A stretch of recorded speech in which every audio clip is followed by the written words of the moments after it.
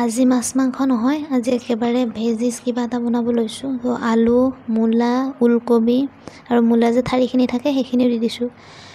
যিহেতু কিনাৰৰ লগে পিঁয়াজ কাটি লৈছোঁ আৰু এটা বেঙেনা আৰু বিলাহী গোটেইখিনি কাটি লৈছোঁ আৰু অকণমান ধনিয়া আছিলে সেইখিনি আজি মিক্স ভাজি বনাম। তো তাৰ কাৰণে পিঁয়াজখিনি দি দিলোঁ। পিঁয়াজখিনি আলুৰ লগত যিহেতু ভজা যাবই, বেছি ভাজ খাব নিদিলোঁ। লগতে আলুখিনি দি দিলোঁ আৰু যিখিনি টান চব্জি সেইখিনি অলপ আগতে ভাজি লৈছোঁ। মূলা, ওলকবি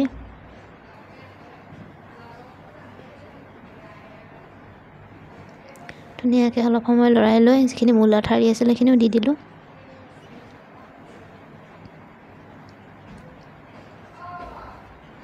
তাৰপিছত সিজিবৰ কাৰণে নিমখ হালধি দি দিছোঁ আৰু ধুনীয়াকৈ লৰাই ঢাকনি দি দিম।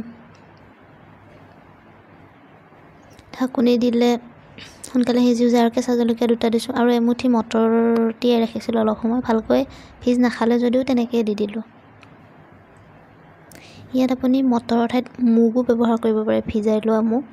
তাৰপিছত যিখিনি পটককৈ সিজি যাব সেইখিনি বস্তু পিছত দিছোঁ। আৰু ইয়াত মই অলপ কাশ্মীৰী ৰেড চিলি পাউডাৰ ব্যৱহাৰ কৰিম, কালাৰটো বহুত বেছি ধুনীয়া হয় দেখিবলৈ। এইটোত জাল নাথাকে, আপুনিও ব্যৱহাৰ কৰিব পাৰে। আৰু এয়া বেঙেনাখিনি দি অলপ সময় লৰাই উঠি বিলাহীখিনিও দি দিম। যিহেতু এইখিনি সোনকালে সিজি যায় সেইকাৰণে অলপ দেৰিকৈ দিছোঁ। আৰু ইচ্ছা কৰিলে বেঙেনাখিনি ফ্ৰাই কৰিও ল'ব পাৰে, আগতে ফ্ৰাই কৰি উঠাই থৈ দিব পাৰে। এতিয়া অলপ সময় ঢাকনি দি দিছোঁ, দি উঠি বিলাহীখিনিও দি দিছোঁ।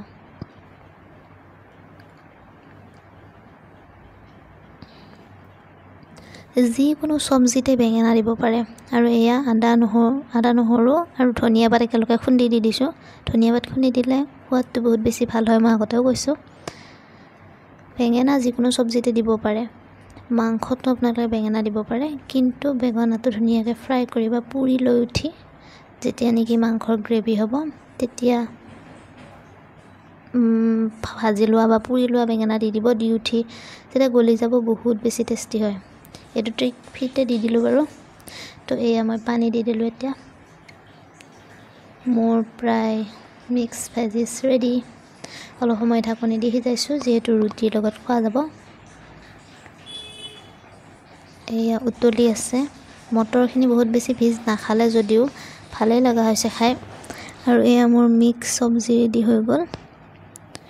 আপোনালোকে ভিডিঅ'টো চাই কেনেকুৱা পালে জনাব নাপাহৰিব। যদি ভাল পালে তেতিয়াহ'লে লাইক, কমেণ্ট, শ্বেয়াৰ, ছাবস্ক্ৰাইব যিটোৱে আপোনাৰ মন যায় সেইটোৱেই কৰিব।